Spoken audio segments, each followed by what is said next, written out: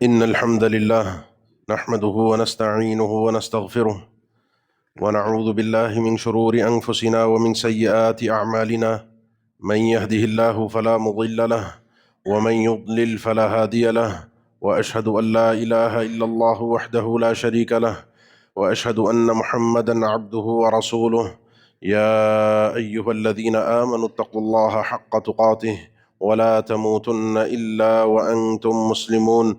يا أيها الناس اتقوا ربكم الذي خلقكم من نفس واحدة وخلق منها زوجها وبث منهما رجالا كثيرا ونساء، واتقوا الله الذي تساءلون به والأرحام إن الله كان عليكم رقيبا. يا أيها الذين آمنوا اتقوا الله وقولوا قولا سديدا يصلح لكم أعمالكم ويغفر لكم ذنوبكم، ومن يطع الله ورسوله فقد فاز فوزا عظيما. أما بعد، فإن أصدق الكلام كلام الله، وخير الهدي هدي محمد صلى الله عليه وسلم، وشر الأمور محدثاتها، وكل محدثة بدعة، وكل بدعة ضلالة، وكل ضلالة في النار. أعوذ بالله من الشيطان الرجيم. بسم الله الرحمن الرحيم. الأخلاء يومئذ بعضهم لبعض عدو إلا المتقين۔ انسان اپنی طبیعت اور مزاج کے اعتبار سے لوگوں کے ساتھ گھل مل کر رہنے والا ہے۔ اکیلا پن، تنہائی انسان کی طبیعت میں رب العالمین کی طرف سے نہیں رکھی گئی۔ اسی لیے ہمیں ایک دوسرے کے ساتھ تعلقات میں، معاملات میں تکلیف دینا، اذیت دینا، پریشان کرنا یہ حرام کیا گیا ہے۔ انسان چونکہ تعلق رکھتا ہے، اٹھتا بیٹھتا ہے، ہر ایک کی اپنی ایک محفل ہے، گیدرنگ ہے، گھر کا ماحول ہے، باہر کی دوستیاں ہیں، رشتہ داریاں ہیں، اسکول، کالج، یونیورسٹی، آگے کاروبار، معاملات، خواتین ہیں تو ان کی اپنی ایک زندگی، سوشل لائف۔ ان سب چیزوں کے اندر انسان کے کسی نہ کسی کے ساتھ ایسے معاملات اور تعلقات ہوتے ہیں جو انسان کی نفسیات پر، عادات پر، اخلاق پر چیز اثر انداز ہوتی ہے۔ اللہ کے نبی صلی اللہ علیہ وسلم نے فرمایا کہ یہ جو جلیس صالح اور جلیس سوء، انما مثل الجلیس صالح والجلیس السوء کمثل رجل، ایک اچھے دوست کی، اچھے ساتھی کی، اچھے تعلق والے کی، جس کے ساتھ انسان اٹھتا بیٹھتا ہے، اس کی مثال، اور ایک برے دوست کی، برے تعلقات کی مثال ایسے ہے کہ جیسے ایک آدمی کسی خوشبو والے کے پاس ہو، یا تو وہ اس کو خوشبو لگا دے گا یا خرید لے گا، یا کچھ نہیں تو اس کی دکان پر بیٹھ کر کچھ نہ کچھ اڑتی ہوئی خوشبو تو اس کے جسم پر، کپڑوں پر لگی جائے گی۔ اور بری دوستی کی مثال وہ ہے کنافخ القیر، جو آدمی اس دور میں یہ جو بھٹی میں کام کرتے ہیں، کوئلہ اور آگ اور لوہا پگھلاتے ہیں، ان کے پاس جا کر بیٹھو گے یا تو تمہارے کپڑے جلیں گے کسی چنگاری سے، اور نہ بھی ہو تو وہاں جو اٹھنے والا دھواں ہے وہ تمہارے جسم میں اور کپڑوں میں ایک عجیب سی اسمیل لے آئے گا کہ تمہارے پاس سے اٹھنے کے بعد بھی وہ اسمیل محسوس ہوگی۔ یہ بڑی گہری مثال ہے، یہ صرف ظاہری مثال نہیں ہے کہ آپ کہیں اچھی جگہ گئے تو آپ کے پاس سے خوشبو آ رہی ہے، کہیں بری جگہ نہیں، آپ کسی اچھی جگہ گئے، وہاں سے وہ اچھے اثرات آپ نے لیے تو دنیا کو نظر آئیں گے وہ اثرات۔ کسی ایسی محفل میں اٹھے بیٹھے، کسی ایسے تعلقات والے کے ساتھ چلنا پھرنا آپ کا ہے تو اس کی نفسیات آپ پر اثر انداز ہوتی ہیں، اور پھر دنیا کو پتہ چلتا ہے کہ آپ کی زبان، آپ کی آنکھیں، آپ کے ہاتھ کس انداز میں چل رہے ہیں، حرکت کر رہے ہیں۔ یہ تعلقات کے اثرات ہوتے ہیں۔ صحیح بخاری میں حدیث ہے، اللہ کے نبی صلی اللہ علیہ وسلم کا فرمان، آپ نے فرمایا الا ان القسوۃ وغلظ القلوب فی الفدادین عند اصول ادناب الابل، یہ جو دلوں کی سختی ہے، اور ایسی سختی کہ جس میں انسان کسی کی سنتا نہیں ہے، کوئی نصیحت اثر نہیں کرتی، اپنے مزاج میں، اپنی دھن میں مگن رہتا ہے، سخت دل آدمی، کسی کے برائی اچھائی سے اس کو کوئی غرض نہیں ہے۔ ہوتے ہیں نا کچھ سخت گیر قسم کے لوگ، سخت مزاج کے لوگ، آپ نے فرمایا فدادین میں، فدادین کے دو معنی ہیں. ایک وہ لوگ جو گایوں کے ساتھ رہتے ہیں، اپنی گائیں پالتے ہیں اور گائے کو جو ہے وہ اس کے ہراساں کرنا، اس کو چرانا، اس کا دودھ دھونا. یا پھر وہ لوگ جو ان جانوروں کے ساتھ رہتے ہیں، اونٹ گائیں وغیرہ کے ساتھ، اور ان کے ساتھ وہ چیخنا چلانا ان کا ہوتا ہے جانوروں کے اوپر. ان جانوروں کے ساتھ رہنے کی وجہ سے، اونٹ کے ساتھ گائیں کے ساتھ، انسان ان کے اثرات کو اپنے اوپر محسوس کرتا ہے طبیعت اور مزاج میں. یہ جانوروں کے ساتھ اٹھنے بیٹھنے کے اثرات ہیں جو انسان کی نفسیات پر حاوی ہوتے ہیں. یہ اللہ کے نبی صلی اللہ علیہ وسلم کا فرمان ہے، صحیح بخاری کی حدیث ہے. اب آپ دیکھیے کہ جس جس چیز کے ساتھ آپ کا تعلق ہے، یہ صرف انسانیت کے ساتھ بات نہیں ہو رہی کہ انسان آپ کا دوست، آپ کے تعلق والا، کیونکہ ہوتے ہیں ہر ایک کے، بلکہ جو چیزیں آپ کے ساتھ ہوتی ہیں، گھر کے اندر رکھی ہوئی چیزیں ہیں، حتیٰ کہ جو سواری ہے. محسوس نہ کیجیے گا صرف آپ کو اور اپنے آپ کو سمجھانے کے لیے اور آپ کی اپنی اور آخرت کے لیے بات کہہ رہا ہوں، مثال صرف سمجھانے کے لیے دے رہا ہوں. بعض اوقات آپ محسوس کریں گے، کیونکہ اللہ کے نبی صلی اللہ علیہ وسلم نے مثال دی بکرے کی، گائے کی، اونٹ کی. ان کے ساتھ رہنے والا، ان کے مزاج، اس کے ذرا نفسیات پہ وہ سختی حاوی ہو جاتی ہے جانوروں کے ساتھ اٹھنے بیٹھنے کی وجہ سے، ان کو پالنے کی وجہ سے. اب کسی کے پاس ایک سواری ایسی ہے جس سواری میں بیٹھ کر اس کا مزاج تبدیل ہو جاتا ہے، اس کی آنکھیں کہیں اور چلی جاتی ہیں، وہ اپنی سواری کے علاوہ دیگر ساری سواریوں کو اپنی سواری سے کمتر اور حقیر سمجھتا ہے کہ بس راستہ ملے تو میری سواری کو ملے، میں نے جلدی جانا ہے، سب سواریاں سائڈ پہ ہو جائیں. اور اندر بیٹھ کر اگر انسان کی طبیعت میں ایسا اس کو اگر اندر سے محسوس ہوتا ہے صرف سواری کی وجہ سے، صرف اس سواری کے اثرات اس سواری کے اندر بیٹھنے تک محدود نہیں رہتے، اس سواری سے اترنے کے بعد بھی انسان کے چال چلن میں، اٹھنے بیٹھنے میں، بات کرنے کے انداز اور طور طریقوں میں اس سواری کے اندر بیٹھ کر وہ ٹھاٹ باٹ والے انداز محسوس ہوتے ہیں جو نفسیات انسان کے اوپر حاوی ہوئی تھی. ذرا محسوس کیجئے گا. اور مسئلہ کیا ہے؟ مسئلہ ہے میری آخرت کا، مسئلہ ہے میرے اللہ کے ہاں کامیاب ہونے کا، کیونکہ ایک ایک چیز میرے اوپر اثر انداز ہو رہی ہے. تو اس لیے آپ کو کرنا کیا ہے اور مجھے کرنا کیا ہے؟ مجھے اگر اپنی آخرت کی فکر ہے، مجھے اگر اپنے آپ کو آخرت میں کامیاب کروانا ہے، تو اس کے لیے اہم ترین چیز یہ ہے کہ آپ نے جن لوگوں کے ساتھ اٹھ بیٹھ رہے ہیں، وہ میں نے اور آپ نے خود چیک کرنا ہے. یہ میرا اور آپ کا اپنا اختیار ہے. اور آپ دیکھیں گے، مثال میں آپ کو ایک دیتا ہوں. کسی محفل میں، اگر کہیں شادی میں آپ جائیں، کسی دعوت میں جائیں، کہیں 50-100 لوگ بیٹھے ہوئے، میں جیسے ہی داخل ہوں گا تو میری نگاہیں ڈھونڈتی ہیں کہ میری طبیعت اور مزاج کا بندہ کون ہے، اور میں ڈھونڈ کے جا کے اس کے برابر میں بیٹھتا ہوں. میں اگر مومن ہوں تو مومن کو ڈھونڈوں گا، میں اگر منافق ہوں تو اپنی جیسے کسی ایسے چہرے کو ڈھونڈوں گا کہ جس کے ساتھ بیٹھوں، تاکہ باتوں میں اور آراء کے تبادلے میں، گفتگو میں جو ایک دوسرے سے ہم بات کر سکیں، اس میں مزہ آئے، کیونکہ دل سے دل کو راہ ہوتی ہے. اس کا مطلب میرا اختیار ہے. جب میرا اختیار ہے تو اللہ کے نبی صلی اللہ علیہ وسلم نے فرمایا، مسند احمد کی حدیث ہے، لا تصاحب الا مؤمنا.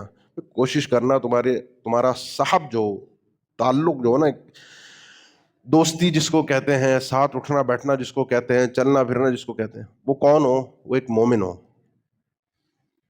اسکول، کالج، یونیورسٹی، یہاں سے ہم شروع کرتے ہیں. مثال کے طور پہ دوستیاں بن جاتی ہیں، ہم مزاج لوگ اکٹھے ہو جاتے ہیں. پھر ہوتا کیا ہے؟ مثال کے طور پہ کسی ایسی جگہ پر جانا ہے جہاں بیٹے کو، بیٹی کو ماں باپ نے منع کیا ہے کہ ایسی محفل میں، ایسی جگہ پر، ایسے معاملات میں نہیں جانا ہے. اب بچے کا دل کر رہا ہے کیونکہ سب دوست جا رہے ہیں، اب جائے تو کیسے جائے؟ اب انہی دوستوں میں سے کوئی دوست مشورہ بھی دیتا ہے کہ ماں باپ کو کس طریقے سے بیوقوف بنانا ہے، دھوکہ دینا، جھوٹ بولنا ہے. یہاں سے آغاز ہوا سیکھنے کا کہ جھوٹ بولنا کس طریقے سے، یہ دوستی کا اثر ہے. اس میں انسان نے اپنے ان ماں باپ کو، سچے دوستوں کو دھوکہ دے دیا جس نے بچپن سے اس کی تربیت کی تھی. جب کچھ نہیں آتا تھا، اس کے ہر اچھے اور برے کے فیصلے جب تک کچھ سمجھنے کے قابل نہیں ہوا تھا، ماں باپ کر رہے تھے. اب ماں باپ اسے برے لگنے لگے کیونکہ دوست اچھے ہو گئے. دوست اس کے لیے وہ ماحول مہیا کر رہے ہیں جو اس کو چاہ رہا ہے، وہ آگے بڑھتا جا رہا ہے ایک سے ایک قدم، اور جھوٹ بولنا بھی سکھا دیا. ایک گناہ نہیں ہوئے، ڈبل غلط ٹریک پہ چل گئے. آپ کا کوئی دوست ہے، آپ مشکل میں پھنسے ہوئے ہیں، کوئی کاروباری مسئلہ ہے، کوئی اور گھریلو خاندانی مسئلہ ہے، کوئی خواتین کا مسئلے ہوتے ہیں نا. اب مسئلے میں پھنسے ہوئے ہیں، بیٹی نے ماں سے مشورہ کیا، بہن نے بہن سے کیا، آدمی نے کسی اپنے پارٹنر سے کیا، کسی دوست سے کیا کہ یار یہ پرابلم ہے، کیسے نکلوں. مشورہ ہوتا ہے نا، یہ دوستی کے جس سے آپ کی گہری دوستی ہے. اب آپ اور میں کیا کرتے ہیں؟ مشورے کے لیے اس کو ایسی کوئی، ہم بھی سوچتے ہیں کہ اس کو ایسی کوئی کہانی بنا کر دی جائے، ایسا جھوٹ دیا جائے کہ جس جھوٹ سے یہ اس مشکل سے نکل سکے. حالانکہ سچ ہوتا ہی اس وقت ہے کہ جب آپ کے سامنے 100 آپشن ہو جھوٹ بول کے نکلنے کے، کہ آپ جھوٹ بول کے آرام سے نکل جائیں گے، سچویشن سے باہر آ جائیں گے. لیکن سچ بولنا ہی اسی وقت ہے کہ وہ ایک سچ آپ کو اس سچویشن میں پھنسوائے گا. وہ سچ اگر میں نے بول دیا تو میں یہاں پھنس جاؤں گا لیکن وہاں بچ جاؤں گا اللہ کے. ایسے دوست تلاش کریں کہ جو آپ کو آپ کے کان میں یہ بتائیں کہ کل قیامت کے دن کامیابی کیسے ہوگی. آج جھوٹ بول دیا یہاں بچ جاؤ گے، کل پھنس جاؤ گے.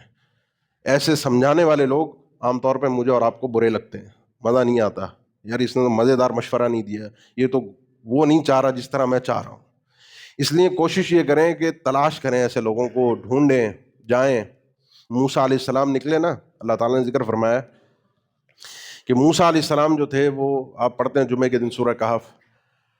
اب موسیٰ علیہ السلام اپنے ساتھ پہلے ایک دوست کو لے کر نکلے، سفر میں اکیلے نہیں. اکیلا سفر ویسے ہی منع ہے، رات کو اکیلے گھر میں رات بالکل سونا یہ بھی حدیث میں منع ہے. اکیلے سفر پہ جانا بغیر کسی مجبوری کے، انسان کسی نہ کسی کو ساتھ لے کر جائے، کوئی بھی مجبوری کوئی بھی مسئلہ کھڑا ہو سکتا ہے. اس دور میں جب اکیلے سفر ہوتے تھے. اب آپ کسی کو ساتھ لے جانا چاہتے ہیں، چنیں. موسیٰ علیہ السلام نے اپنے ایک نوجوان ساتھی کو چنا جو کہ اکثر روایت کے مطابق وہ بھی نبی تھے.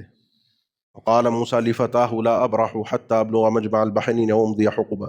اب اپنے ساتھی سے بات کرتے رہے. اب دوست ایسا تھا کہ جو باتیں سن رہا ہے اور جس طرح کہا جا رہا ہے ویسے کر بھی رہے، کیونکہ ان سے رتبے میں بڑے ہیں، رسول ہیں. پھر موسیٰ علیہ السلام پہنچے سیدنا خضر کے پاس. اب خضر علیہ السلام سے بھی جب بات کا آغاز کیا، نہیں کہا کہ آپ کے ساتھ چلنا چاہتا ہوں، رہنا سیکھنا. اب یہ تعلق کے لیے انسان کو نکلنا پڑتا ہے، اصل میں کچھ سیکھنا ہے نا، کچھ تلاش کرنا ہے، کچھ اچھے دوست یار چاہیے، کچھ اپنے آپ نکلنا پڑے گا، بدلنا پڑے گا، ماحول کو چینج کرنا پڑے گا. نکلے، پھر کہا هل اتبعک علی ان تعلمنی مما علمت رشدا. آپ کے ساتھ ساتھ چلنے کی اجازت ہے، آپ کے پیچھے پیچھے چلوں گا، سیکھنا چاہتا ہوں، آپ کی دوستی چاہتا ہوں، آپ سے مل کر بیٹھ کر کچھ دیکھ کر سیکھ کر کچھ حاصل کرنا چاہتا ہوں. چلے اور کہیں کچھ نہیں بولا، پورے ادب کے ساتھ چلے، سیکھا سب کچھ. بس 3 چیزیں ایسی تھیں جو ان کی شریعت کے حساب سے، جو اللہ نے ان کو دین دیا تھا، اللہ کی طرف سے آرڈر تھے، ان 3 چیزوں کو وہ سمجھ نہ پائے. اس پہ اعتراض بھی کیا اور یہ حق بھی تھا ان کا، کیونکہ نبی اور رسول کسی غلط چیز کو دیکھ کر خاموش رہ جائے یہ اللہ کی طرف سے عطا کردہ وحی کی روشنی میں درست نہیں ہے. اعتراض بھی کیا 2 مرتبہ، تیسری مرتبہ وضاحت آ گئی اور آپ وہ سارا واقعہ جانتے ہیں. تو یہ آپ کا تلاش کرنا، آپ کا نکلنا، ڈھونڈنا. اور یقین جانیے سب سے بہترین تعلق اور دوستی اگر کوئی ہوتی ہے، وہ آپ میں سے بہت سے ایسے لوگ ہیں جو مسجد کے نمازی ہیں، تو آپ کی مسجد کے تعلقات بڑے مضبوط ہوتے ہیں. وہ فجر میں آنے والے، عشاء میں، مغرب میں ملنے والے، اتوار کو ظہر میں بیٹھنے والے، کبھی ان کی پھر کوئی گیدرنگ ہو جاتی ہے، کوئی محفل ہو جاتی ہے، مسجد میں خواتین آتی ہیں، محفل گیدرنگ بن جاتی ہے. وہ اللہ کے لیے ہوں، وہ اللہ کے دین کے سیکھنے کے لیے ہوں. ان نیک جگہوں پہ بیٹھ کر وہ آدمی آپ کو کوئی نیکی کی بات ہی بتائے گا. نیک لوگوں کے صحبت کے بڑے اثرات ہوتے ہیں. الذین اذا رؤوا ذکر اللہ، اولیاء اللہ کی تعریف یہ کی گئی ہے. اللہ کے نبی صلی اللہ علیہ وسلم نے فرمایا اللہ کا ولی ہوتا ہے جس کو دیکھنے سے ہی اللہ یاد آ جاتا ہے. امام اوزاعی کے بارے میں آتا ہے کبھی کبھی وہ ایسے نکلتے محفلوں میں جاتے تو ان کو دیکھ کر بعض اوقات بے ساختہ لوگوں کی زبان سے لا الہ الا اللہ اور سبحان اللہ کے الفاظ نکل جاتے تھے، دیکھتے کے ساتھ ہی جس کو دیکھنے سے اللہ یاد آ جائے. تو ایسے تلاش کریں، دوست ڈھونڈیں، ملیں ان سے، بیٹھیں. اور جب بیٹھیں گے نا تو یقین جانیں آٹومیٹک آپ کو خود بخود، آپ کو کرنا نہیں پڑے گا، اس سے میل جول کے حوالے سے آپ کو ایسے اندر سے اس چیز محسوس ہوگی کہ آپ نہ چاہتے ہوئے بھی شاید وہ چیزیں کر رہے ہوں جو آپ کے عادت کے مطابق نہ بھی ہو. اس طرح سے اللہ کے نبی صلی اللہ علیہ وسلم کی دوستی تھی بڑی ایک شخصیت سے، اور وہ تھے سیدنا جبرائیل. آپ کے پاس آتے تھے، آپ نے بڑی چاہت کا ایک دن اظہار بھی کیا کہ آپ ویسے کافی آتے رہتے ہیں اور آیا کریں، اور تھوڑی سی آپ کی زیارت ہو، ملاقات ہو، بات چیت ہو، آیا کریں. تو اللہ تعالیٰ نے آیت نازل فرمائی وما نتنزل الا بامر ربک له ما بین ایدینا وما خلفنا وما بین ذلک. یہ فرشتوں کے حوالے سے اللہ نے قرآن مجید میں ذکر فرمایا کہ فرشتے اللہ کے حکم سے ہی اترتے ہیں، اپنی مرضی سے نہیں آ سکتے. جتنا اللہ کا آرڈر ہوگا، جب آئیں گے، نہیں ہوگا تو نہیں آئیں گے.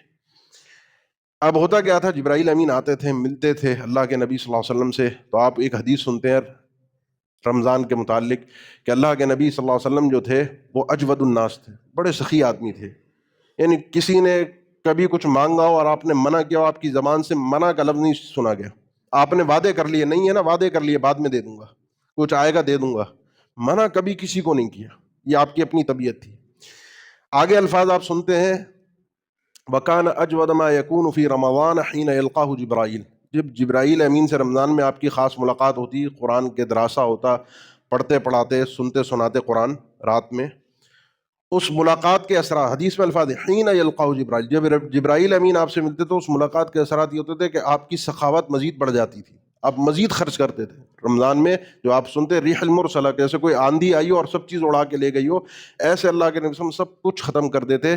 جبرائیل امین سے ملاقات کے اثرات تھے، اور وہ اللہ سے وحی لے کر آتے تھے۔ یہ نیک صحبت کے، نیک تعلقات کے ایک عجیب اثرات انسان کی نفسیات پر آتے ہیں۔ اس لیے ایسے لوگ تلاش کریں، ایسے لوگ ڈھونڈیں کہ جو آپ کا ساتھ دے سکیں، آپ کو نیکی کی راہ دکھا سکیں۔ باتیں تو بہت کی جا سکتی ہیں، میں اب آخر میں 3 باتیں کر رہا ہوں، یہ بڑی قابل غور باتیں ہیں۔ دیکھیں، میری اور آپ کی زندگی میں مفاد پرست لوگ، میں اگر کسی منصب پہ ہوں، میرے پاس دولت ہے، میرا کوئی مقام ہے، میری کوئی شہرت ہے، کوئی بھی ہے، جمگھٹا لگا ہوا ہوتا ہے، لوگ آگے پیچھے گھوم رہے ہوتے ہیں، کوئی سیلفی لینے والا، کوئی کسی طرح، کوئی کسی طرح، کوئی مجھ سے فائدے۔ جیسے ہی منصب ختم، پیسہ ختم، شہرت ختم، تو یہ سارے آگے پیچھے ہو جاتے ہیں، کوئی آپ کو نظر نہیں آتا۔ کام کہاں سے شروع ہوتا ہے؟ یہ تو زندگی عارضی ہے، اینڈ تو ہونا ہی ہے۔ اینڈ کے حساب میں نا 3 باتیں میں آپ کے سامنے ذکر کر رہا ہوں کہ آپ کو کہاں کہاں فائدہ دے گی۔ صحیح بخاری مسلم کی حدیث ہے، اللہ کے نبی صلی اللہ علیہ وسلم نے فرمایا کہ اللہ تعالیٰ کی طرف سے کچھ فرشتے اس کام کے لیے مقرر ہیں، ہر کام کے لیے اللہ نے فرشتے مقرر کیے ہوئے ہیں۔ کچھ فرشتوں کی ڈیوٹیاں یہ ہیں کہ وہ زمین پر پھرتے ہیں، گھومتے ہیں۔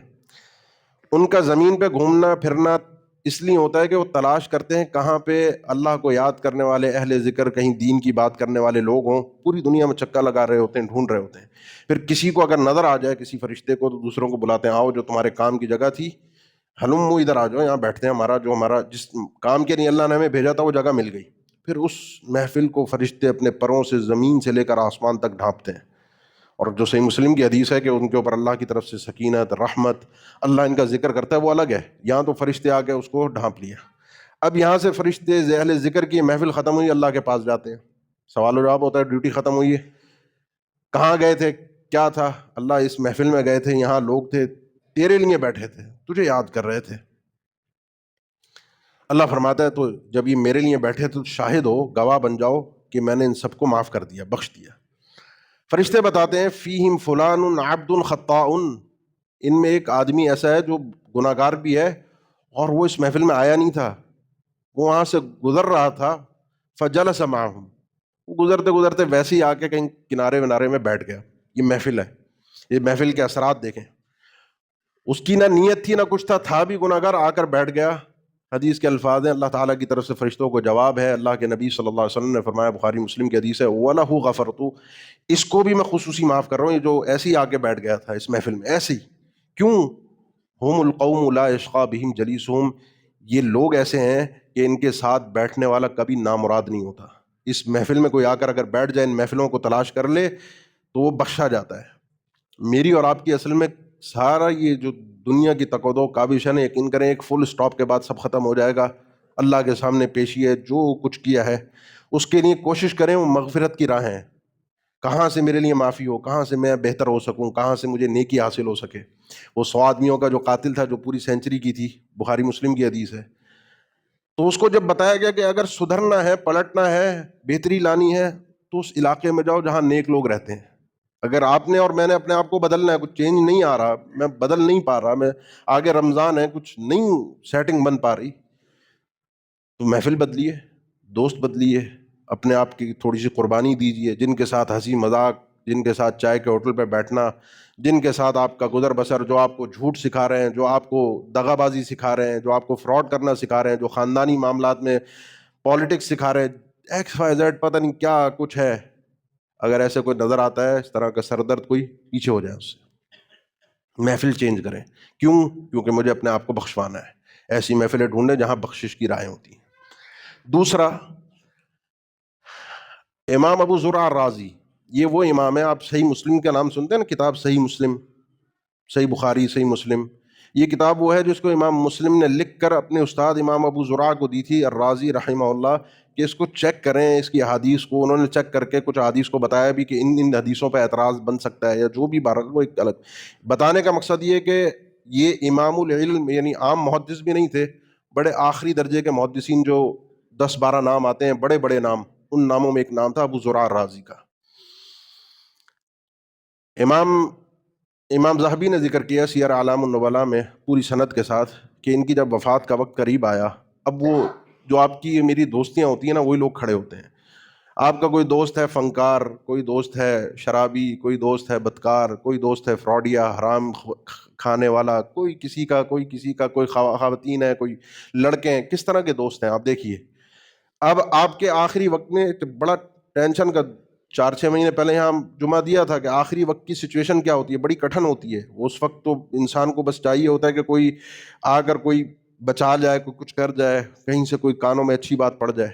اب 3 ان کے دوست قریب بیٹھے ہوئے تھے ابو زرع الرازی کے، ایک تھے ان کے اپنے دوست ابو حاتم الرازی، وہ بھی محدث تھے، ایک ابن وارا تھے، ایک منذر ابن شاہزان تھے۔ اب یہ ٹینشن میں یوں بیٹھے ہوئے تھے کہ آخری نزاع کا وقت ہے، یہ ہمارے دوست ہیں اور بڑے امام ہیں۔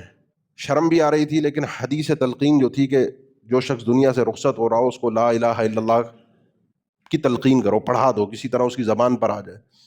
اچھا، حدیثوں کو سب سے زیادہ جاننے والے ان شخصیات میں یہی آدمی تھے۔ شرم بھی آ رہی ہے کیسے ان کو کہیں اور کس طریقے سے کہیں۔ انہوں نے کہا ایک کام کرتے ہیں، وہ جو حدیث جو ہے نا، جو حدیث ہے لا الہ الا اللہ پڑھنے کی، من کان آخر کلامی، جس شخص کا آخری کلام آخری گفتگو لا الہ الا اللہ ہوگا جنت میں جائے گا، اس حدیث کو پڑھتے ہیں۔ اب یہ دوستی دیکھیں، اب ایک ہیلا کیا، ایک طرح کا ہیلا سمجھ رہے ہیں نا، فنکاری کی۔ اور فنکاری کس ٹائپ کی تھی، لفظ مناسب نہیں ہے لیکن صرف سمجھانے کے لیے کہہ رہا ہوں کہ اس دوست کی زبان سے مرنے سے پہلے لا الہ الا اللہ جاری ہو جائے۔ یہ دوستی ہے، یہ تعلق ہے، یہ نیک صحبت ہے۔ پہلے ابن وارا نے حدیث پڑھی، اب چونکہ یہ حدیثیں پڑھتے تھے سند کے ساتھ، ان کا جینا مرنا اٹھنا بیٹھنا سارا حدیثیں تھیں سندوں کے ساتھ، اور کہیں اس میں جرت یعنی برداشت نہیں کرتے تھے کہ کوئی غلطی کوئی اونچ نیچ کر سکے۔ اب ہوا یہ کہ پہلے ابن وارا نے حدیث پڑھی، اور ان کی حدیث کی سند تھوڑی سی عالی تھی، حدثنا ابو عاصم عن عبد الحمید بن جعفر عن صالح، آدھی پڑھی اور چپ ہو گئے، جیسے بھول گئے نہیں آ رہی۔ ایک نے کیا، پھر امام ابو حاتم، وہ بھی محدث تھے، انہوں نے پھر شروع کی، ان کی حدیث تھوڑی سی نازل تھی، کہنے لگے حدثنا بندار قال حدثنا ابو عاصم عن عبد الحمید بن جعفر عن صالح، یہ بھی صالح پہ پہنچ کے چپ ہو گئے۔ اب وہ حالت نزاع کے اندر وہ شخصیت ہے ابو زرع، انہوں نے دیکھا کہ میرے دونوں دوستوں سے حدیث پوری نہیں ہو رہی، بھول گئے، کیا ہوا پتہ نہیں کیا سوچا۔ اب اپنی زبان سے سند کے ساتھ پوری حدیث شروع کی، حالت نزاع میں پوری سند کے ساتھ سنانا شروع کی، اس کنڈیشن کے اندر کہ یہ حدیث رہ نہ جائے۔ حدثنا بندار قال حدثنا ابو عاصم عن عبد الحمید بن جعفر عن صالح عن كثير بن مرہ عن معاذ بن جبل عن قال رسول اللہ صلی اللہ علیہ وسلم من كان آخر کلامہ لا الہ الا اللہ دخل الجنہ۔ یہ حدیث پڑھی، امام ذہبی لکھتے ہیں حدیث پڑھتے کے ساتھ ہی ادھر اس شخص کی روح قبض ہوئی تھی۔ حدیث بھی پڑھی اور لا الہ الا اللہ زبان سے جاری بھی ہوا، پوری سند کے ساتھ حدیث سنائی کہ جس شخص کا زندگی میں دنیا سے جاتے ہوئے آخری کلام آخری گفتگو زبان سے آخری کلمہ لا الہ الا اللہ ہوگا وہ جنت میں داخل ہوگا۔ اپنے دوست کو کسی طریقے سے انہوں نے حدیث پڑھوائی۔ ہیں آپ کے ارد گرد دوست، تعلق والے، رشتہ دار اس طرح کے جو یہ چاہیں یہ کر سکیں، اس طرح سے کوشش مر مٹ سکیں کہ کسی طرح میرے اس بھائی کا، اس دوست کا، والد کا، بیٹے کا، بہن کا، ماں کا، کسی بھی تعلق والے کا، رشتہ دار کا وفات سے پہلے کسی طرح اس کی مغفرت کے لیے کچھ کوشش کر سکوں، یا کوشش یہ ہوتی ہے کسی طرح کچھ جائیداد کے حساب کتاب طے ہو جائیں، سائن مائن ہو جائیں، کچھ آگے پیچھے پہلے تعلقات مسائل دنیا کے حل ہو جائیں۔ میرے ذہن میں بھی یہ فکر ہے، میرے قریب لوگوں کی بھی یہی فکر ہے کہ جو کمایا اس کو کس طریقے سے تقسیم کریں، کس طرح سے سیٹ کریں۔ یہ آخرت کی فکر، آخرت کی کامیابی تو ہے ہی نہیں ذہنوں کے اندر۔ اور پھر یہاں سے جب ہم نکلیں گے، وہاں پہنچیں گے کل قیامت کے دن، یقین جانیے قرآن کا تذکرہ آپ سنتے ہیں، یوم یفر المرء من اخیہ وامہ وابیہ وصاحبتہ وبنیہ۔ سورہ حاقہ میں تو اللہ نے فرمایا یبصرونہم، ہم میں سے ہر شخص ایک دوسرے سے کل قیامت کے دن ملے گا، دکھایا جائے گا۔ جن کو ہم جانتے ہیں، ایسا نہیں ہے کہ وہ اربوں خربوں انسان ہوں گے، پتہ نہیں کون کہاں ہوگا، کون کسی کو نظر آئے گا، سب ایک دوسرے کو ہم نظر آئیں گے، ملیں گے، اللہ دکھوائے گا، اور دیکھ کے ہم ایک دوسرے سے بھاگیں گے۔ میں اپنے بھائی کو دیکھ کر، اپنے ماں باپ کو دیکھ کر، اپنی اولاد کو دیکھ کر بھاگوں گا، وہ مجھے دیکھ کر بھاگیں گے۔ مسئلہ خطرناک ہوگا، کوئی کسی کے کام آنے کے لیے تیار نہیں ہے، سب کو اپنی پڑی ہے کہ سب ومن فی الارض جمیعا ثم ینجی، اللہ ساری انسانیت کو جہنم میں جھونک مجھے جنت میں بھیج دے۔ یہ انسانیت کی وہ کیفیت ہوگی جو اللہ نے قرآن میں خود ذکر کی ہے۔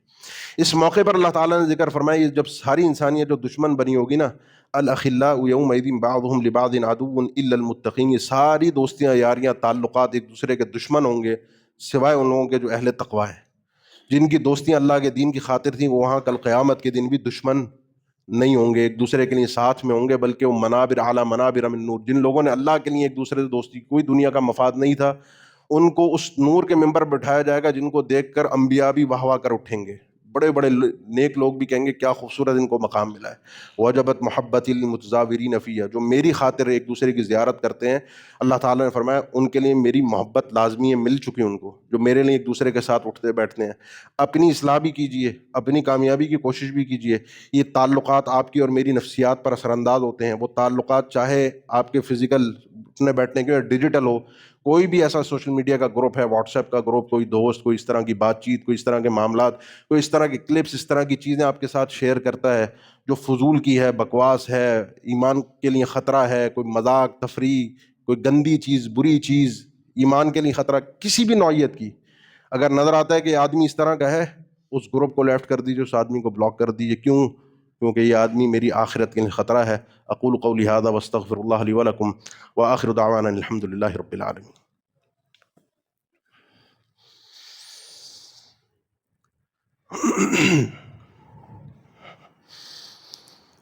ان الحمد للہ نحمده ونستعینه ونستغفره ونعوذ باللہ من شرور انفسنا ومن سیئات اعمالنا من يهده الله فلا مضل له ومن يضلل فلا هادي له واشهد ان لا اله الا الله وحده لا شريك له واشهد ان محمدا عبده ورسوله اللهم صل على محمد وعلى آل محمد كما صليت على إبراهيم وعلى آل إبراهيم إنك حميد مجيد اللهم بارك على محمد وعلى آل محمد كما باركت على إبراهيم وعلى آل إبراهيم إنك حميد مجيد۔ اللہ کے نبی صلی اللہ علیہ وسلم نے فرمایا المرء على دین خلیلہ فلینظر احدکم من یخالل۔ میری پوری گفتگو کا نچوڑ اسی حدیث سے ہے کہ تم میں سے ہر شخص اپنے دوست جس سے بڑا گہری دوستی ہوتی ہے نا، اسی کے دین پر، دین سے مراد اسی کے عادات، اخلاق، انداز، طور طریقوں پر چلتا ہے۔ تو بڑا سوچ سمجھ کر دیکھنا کہ کس کو اس قابل بنا رہے ہو کہ جو تمہاری نفسیات پہ اثر انداز ہو، جو تمہارے اوپر حاوی ہو، جو تمہیں چینج کر سکے۔ یہ آپ کا اور میرا اپنا فرض ہے اپنی آخرت کی کامیابی کے لیے۔ دور بڑا کٹھن ہے، مشکلات بہت ساری ہیں، گمراہی اور بربادی کے اہم ترین معاملات میں ایک معاملہ یہی ہے کہ ہمیں پتہ نہیں ہمارے ساتھ کون تھا جنہوں نے ہمیں برباد کر دیا۔ یا لیتنی اتخذت مع الرسول سبیلا۔ اس لیے ماں باپ کو بھی یہ چاہیے کہ اپنے بچوں کی دوستیوں کو چیک کریں، ہمیں خود چاہیے کہ ہم چیک کریں، بیٹیوں کا، بچوں کا، لڑکوں کا، سب کا ہی سیٹنگ کرنا ہمارا کام ہے، ایک دوسرے کے ہاتھ پکڑ کے کامیابی کی طرف لانا۔ اللہ ہم سب کو کامیاب فرما دے۔ بہت سے بھائیوں کے لیے دعاؤں کے لیے کہا، ایک ساتھی ہر جمعے مجھے ان کے گھر کا کوئی مسئلہ ہے وہ دعا کے لیے کہتے ہیں۔ ایک اور ہیں محمد ذکی صاحب، ان کی طبیعت کافی اس وقت ناساز ہے، اللہ تعالیٰ ان کو مکمل صحت یابی اور شفا عطا فرما دے۔ عباد اللہ ان اللہ یأمر بالعدل والإحسان وإیتاء ذی القربى وینہی عن الفحشاء والمنکر والبغی یعظکم لعلکم تذکرون فاذکروا اللہ الجلیل یذکرکم واشکروہ علی آلائہ ونعمہ یزدکم ولذکر اللہ اکبر واللہ یعلم ما تصنعون۔